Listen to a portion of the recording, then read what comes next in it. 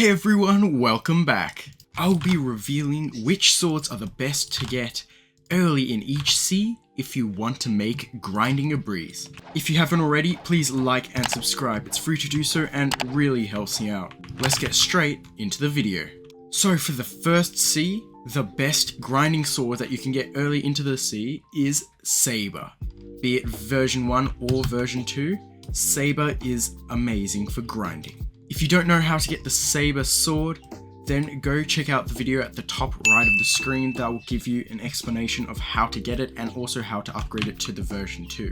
Now let's go through the pros and cons of the sword. So, the first pro is that we can get it early into the first sea. Being level 200, you can go and do the puzzle for this to grab Saber. And it also costs 0 money to get. You can do the puzzle and you don't even have to pay for anything. Now the M1s, or the clicks, do not move you forward, which is really good for AFKing. So if you go here and you spam on an enemy like this, when they respawn you'll still be in the same spot and you can kill them instantly. Just like that.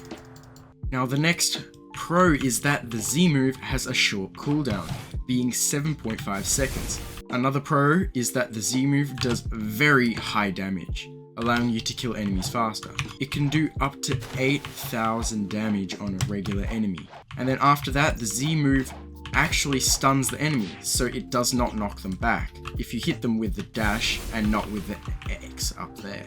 That way it makes it so that it's easier to kill the enemies without throwing them all away and knocking them back. Another great thing about it is that the X move, the triple slash, doesn't knock back the enemies very far. So if I were to hit them, they start here and they knock back only a little bit. Now for the cons of Saber. The cons is that the puzzle can take a little while as you need to travel across the whole map to do all the different parts of the puzzle. Going from island to island, doing little different quests, all the way until you get the Saber sword. Now the small hitboxes for the moves can make it a little difficult to hit the enemies. So you need to be precise with both of your moves. Now the small amount of mobility for the Z move is kind of insignificant considering that you can just press space a couple times and it go much higher than that. And the final con is that the moves have decently high end lag, which means that you can't use anything for a decent amount of time after you use a move. So you use it, and if you were to spam another move, it takes a little bit longer than it would for the other swords. So now that we're done with the first sea, let's move on to the second sea. For the second sea, the best grinding swords were between Rengoku and the Gravity Cane. But I have picked the Gravity Cane as the best sword for the second sea, for grinding anyway. So just so you know how to get the Gravity Cane, you can get it from the boss over in this direction in the Greenland, Vegeta. Vegeta spawns here, and then after killing him, you have roughly a 5% chance to drop the Gravity Cane, and yeah, that's how you get it. Now let's go through the pros and the cons.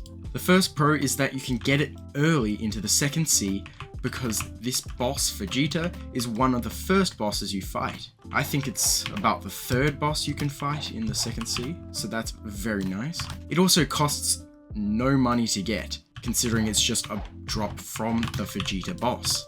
Now the M1s also do not move you forward. Just looking at that, it does not move you anywhere, so again you can AFK on an enemy, put on an auto clicker if you have a Logia fruit, and just spam your sword. Now both moves have a short cooldown, which is amazing, considering you can just spam your moves again and again with such a short cooldown. That means you can do the damage more often. It's very good for farming. Now, the Z move gathers the enemies in one place, which is really handy if you want to go and do attacks that will hit lots of enemies like this. So I got these two enemies and I'm like, oh, they're too far away. Let me just bring them all into one spot. And then the next pro is the Lunar Blitz. The Lunar Blitz also picks the enemies up and puts them straight back down onto the ground where they just got hit to begin with. This also has no knockback, so you can use this move and the group of enemies will not be separated at all. Now the cons. The cons are that it's only around a 5% chance drop from the Vegeta boss, which may take a little while if you are unlucky. And also, these moves do not give any mobility, so it is a little annoying. Now yeah, there's only 2 cons. The Gravity Cane, I think, is one of the best grinding swords in the game. It's very, very handy, especially after the rework. Now that we've done the second C, let's go on to the third C. Alright, now in the third C, the best farming sword that you can get, the best grinding sword that is, I believe is the Hallowed Scythe, considering you can get it decently early into the game if you just grind solely for that, and because of some other things. So if you don't know how to get the Hallowed Scythe, go to the video in the top right hand corner of the screen right now to check out how you can get that. It's pretty simple, but it just may take a little bit of time.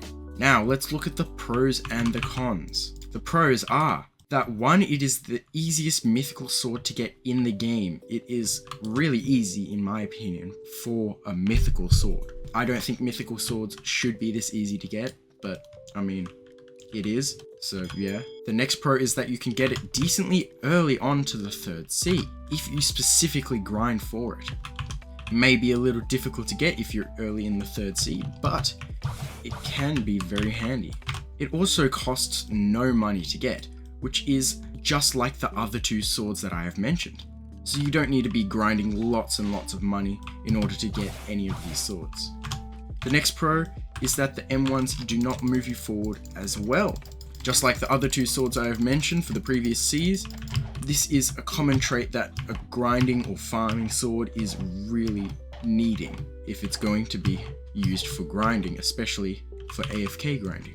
Now it comes with a fast click speed. As you can see, I'm clicking very fast with this thing, and it's swinging very fast. The next pro is that the Z move can be used directly downwards for the enemies to not be knocked back. So I jump and directly down, and the enemies, if you do it properly, won't get knocked back. I'll show you now the example of that.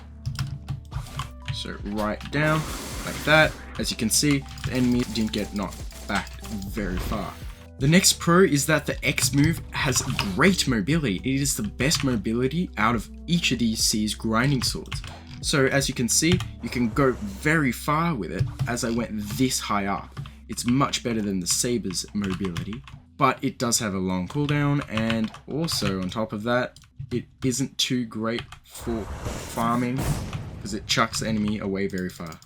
But another thing is that you can actually change the direction you're going in with it, which is very handy, especially if you accidentally pointed in the wrong direction while going. You point this way, but you want to go that way. Oh, okay, let's just change direction.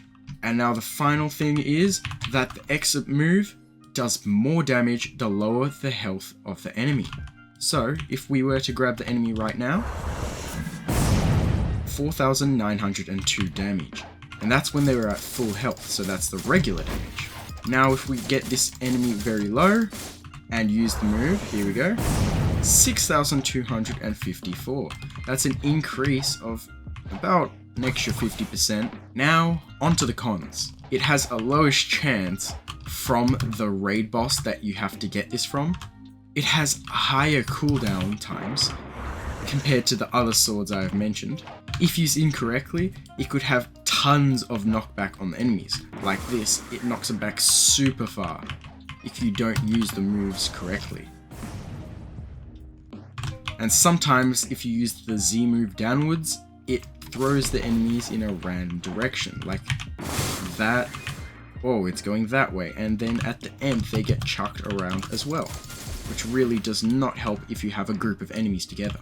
And the final con is that the Haunted Castle is full of some strong enemies for someone new to the third C, making it a little more difficult to get compared to the other 2 swords if you're early into that C. Now my final opinion on these swords is that you should get the Saber sword really early on and then use that sword until you can get the Gravity Cane.